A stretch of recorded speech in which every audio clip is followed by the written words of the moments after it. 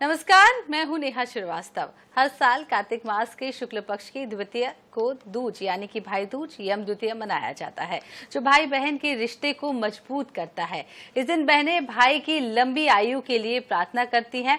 तो कब है भाई दूज 2024? भाई दूज का क्या है महत्व, कैसे करे भैया दूज के दिन भाई को तिलक, इस सब पर बात करेंगे ज्योतिषाचार्य अरविंद तिवारी जी से। पंडित जी हमारे साथ भोपाल से जुड़ चुके हैं। पंडित जी, बहुत बहुत स्वागत है आपका। तो चलिए कार्यक्रम की शुरुआत कर लेते हैं।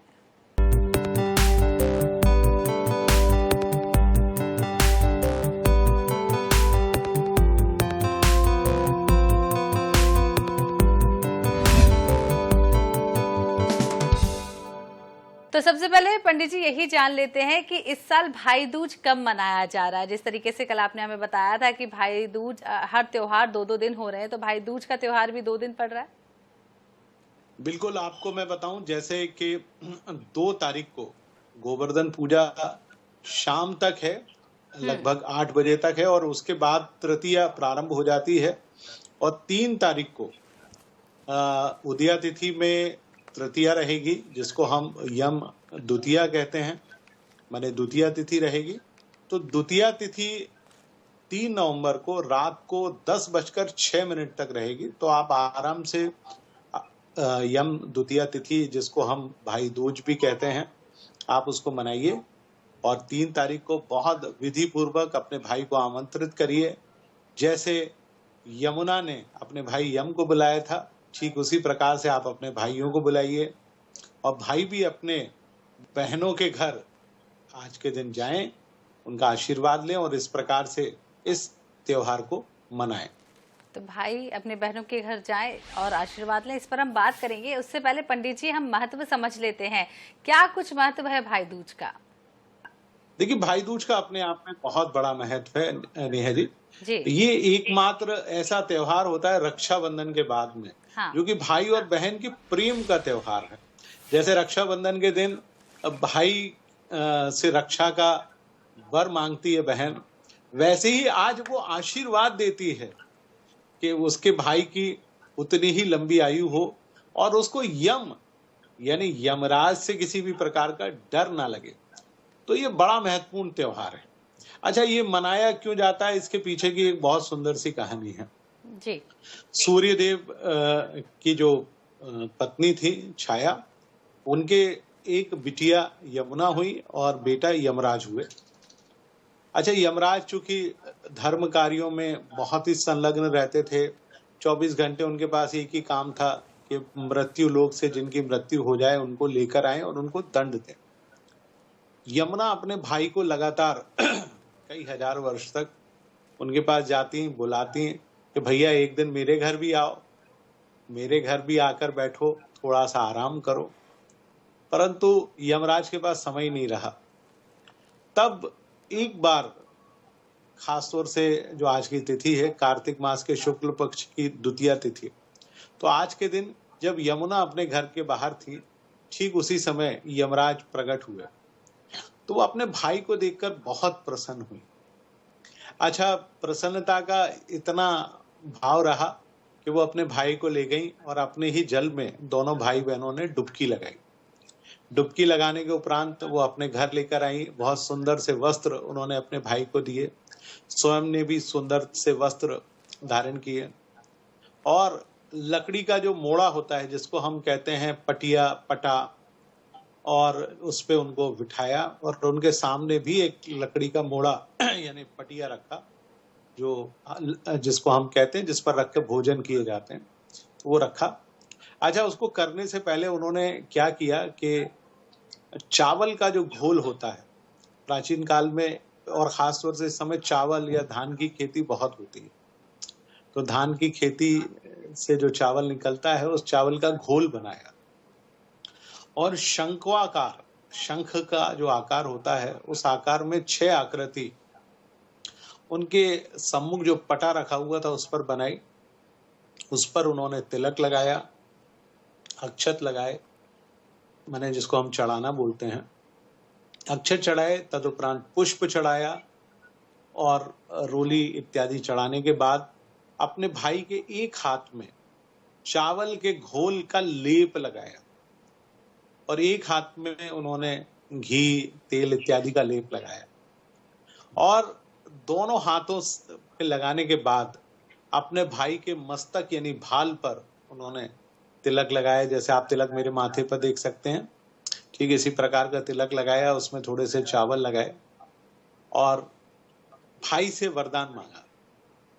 तो भाई ने कहा कि जिस प्रकार यमुना ने एक बहन के रूप में मेरी सेवा की और जो भी आज के दिन अपने बहन के घर जाएगा, बहन का आशीर्वाद लेगा, उसके जीवन में किसी भी प्रकार का कोई मृत्यु का भय नहीं रहेगा।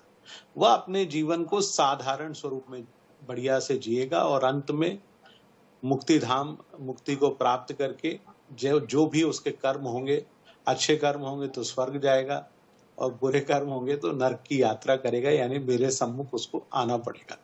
तो इस प्रकार भाई बहन का ये प्रेम का पर्व कार्तिक मास के शुक्ल पक्ष की द्वितीया को मनाया जाता है, जिसको यम द्वितीया या भाई दूज भी कहा जाता है। जी पंडित जी, ये तो आपने बहुत ही प्यारी सी कथा बताई हमारे दर्शकों को क्यों मनाया जाता है भाई दूज का त्योहार। और पंडित जी ये भी समझ लेते हैं कि कैसे बहनें हैं जो अपने भाई को तिलक करें, कोई विधि विधान हो, जैसे कि आपने बताया यमुना ने कैसे यमराज को तिलक किया था, उसी तरीके से आम जो बहनें हैं वो कैसे तिलक करें। देखिए, आज के दिन जो सबसे महत्वपूर्ण चीज होती है कि भाई को अपने घर भोजन नहीं करना है। अच्छा। आज के दिन उसको भोजन कहाँ करना है? केवल बहन के घर। यदि उसने अपने घर भोजन किया और अपने घर बहन को बुलाया तो ये पर्व नहीं माना जाता। इस पर्व की सबसे पहली और मुख्य शर्त या मुख्य नियम यही है कि आज के दिन तो आपको अपनी बहन के घर ही जाना पड़ेगा। तो सबसे पहले तो आप अपनी बहन के घर जाएं, स्नान करके जाते हैं, बहुत अच्छी बात है। वैसे तो पर्व इस प्रकार से मनाया जाता है कि आप बहन के घर जाकर ही स्नान करें, तो बढ़िया स्नान करें, अपने साथ स्वच्छ वस्त्र ले जाएं, स्नान करें और तदुपरांत स्वच्छ वस्त्र पहनकर अपनी बहन से कहें कि वह हमको यथोचित स्थान पर बैठाए। तो आज के दिन बहन को अपने भाई को इस प्रकार से बिठाना है कि उसका जो मुख है या तो वो उत्तर दिशा की तरफ रहे या वो पूर्व दिशा की तरफ रहे, माने उस दिशा में बिठाकर उनको भोजन कराना है। और जिस पट्टी पर उनको बिठाकर वो भोजन कराएं उसके नीचे रोली या हल्दी का एक, जिसको हम कहते हैं बनाना, हर घर में बनाई जाती है रंगोली टाइप में, तो आप उस तरह से चौक पूर लें, हल्दी का चौक पूर लें, चावल के आटे का पूर लें या घर में गेहूं के आटे का पूर लें। उसके बाद उसमें थोड़ा सा हल्दी रख के उसके ऊपर पटा रखें, तदुपरांत अपने भाई को बिठाएं। जैसे माता यमुना ने अपने भाई के हाथों पर, एक हाथ पर चावल का घोल लगाया था, तो चावल के आटे को थोड़ा सा पानी में भिगो दीजिए, गीला हो जाएगा।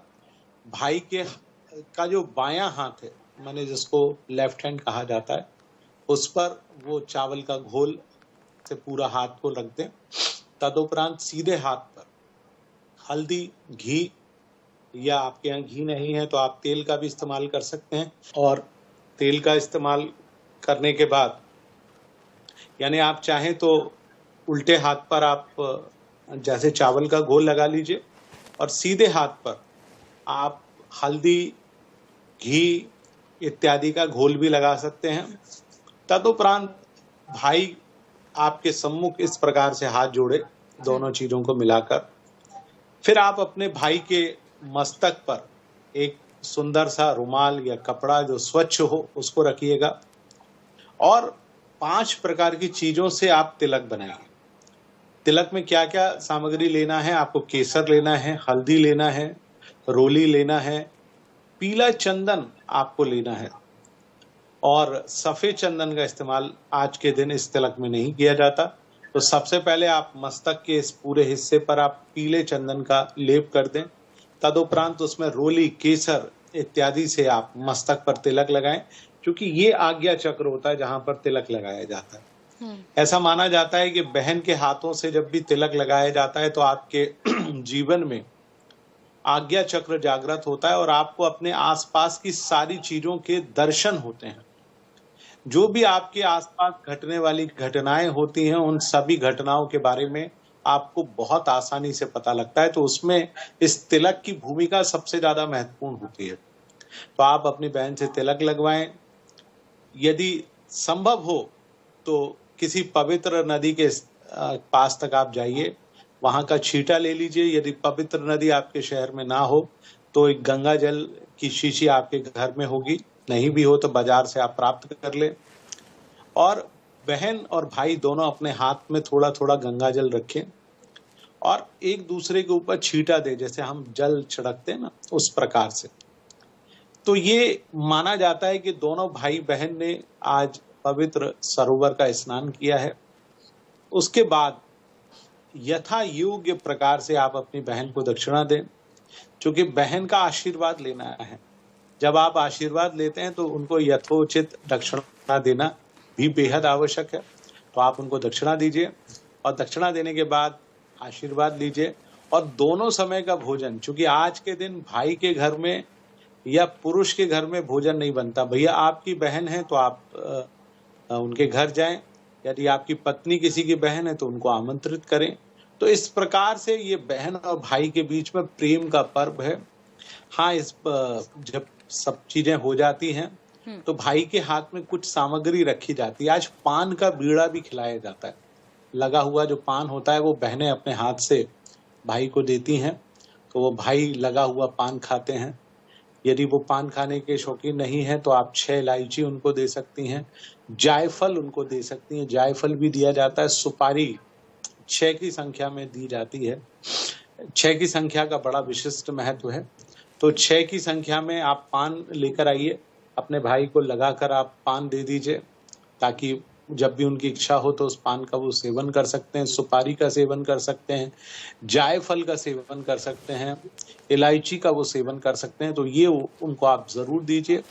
तदुपरांत आप उनका हाथ पकड़कर एक शब्द जरूर बोलें, जिस प्रकार यम ने अपनी बहन यमुना का मान रखते हुए अपने भाई के मस्तक पर तिलक लगाया और आशीर्वाद दिया कि उनके भाई की लंबी आयु हो, शतायु हो। ठीक उसी प्रकार से मेरे भाई की भी लंबी आयु हो, शतायु हो।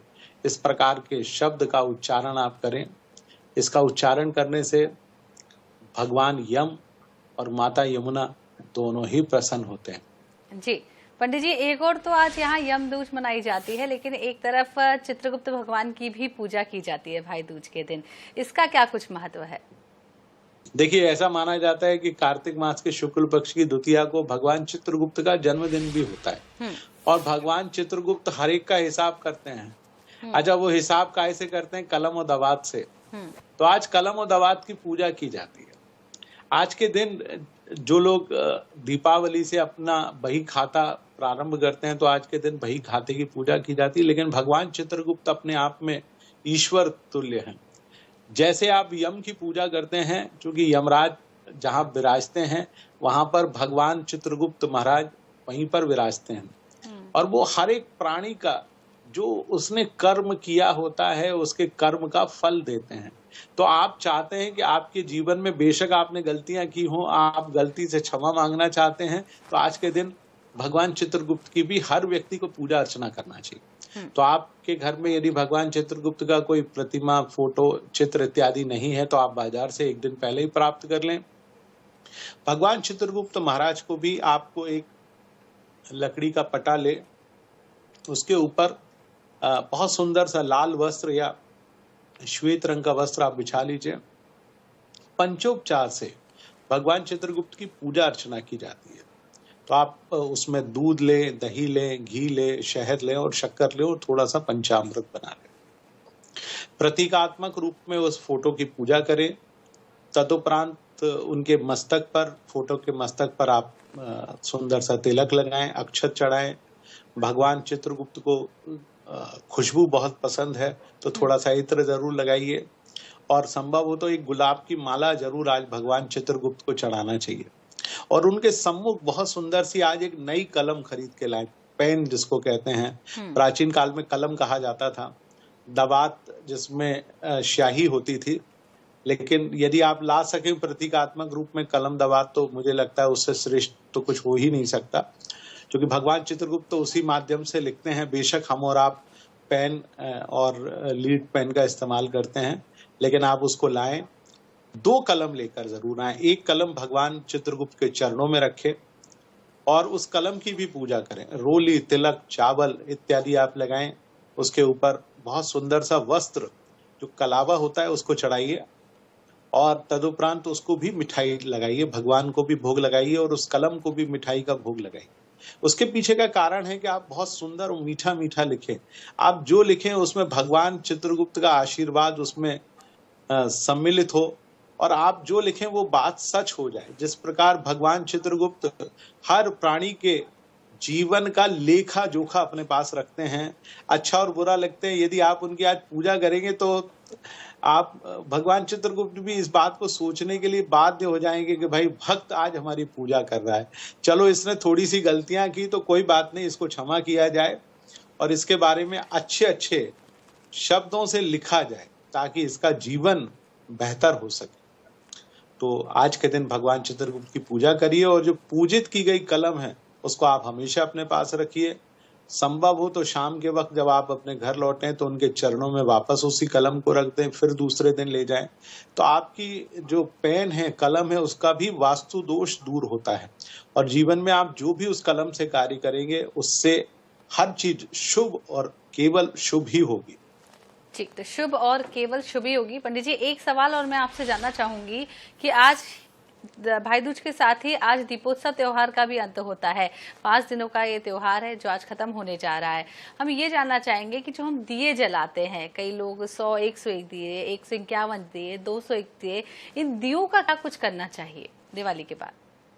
देखिए, दीपावली के बाद इन दीपकों को घर में ही संभाल कर रखा जाता है, क्योंकि ऐसी मान्यता है कि आपने इन दीपक के माध्यम से अपने घर की जो नकारात्मक ऊर्जा है उसका समापन किया है। अच्छा, एक चीज और भाई दूज के दिन का मैं आपको हमारे दर्शकों के लिए बताना चाहूंगा कि आज के दिन शाम के वक्त पश्चिम जो दिशा होती है, जो कि यम की दिशा होती है, जिसको नैऋत्य कोण भी कहते हैं, दक्षिण पश्चिम की जो दिशा है, उस दिशा में एक अष्टकोणीय या 4 मुखी 8 मुख वाला या 4 मुख वाला दीपक जरूर लगाया जाता है।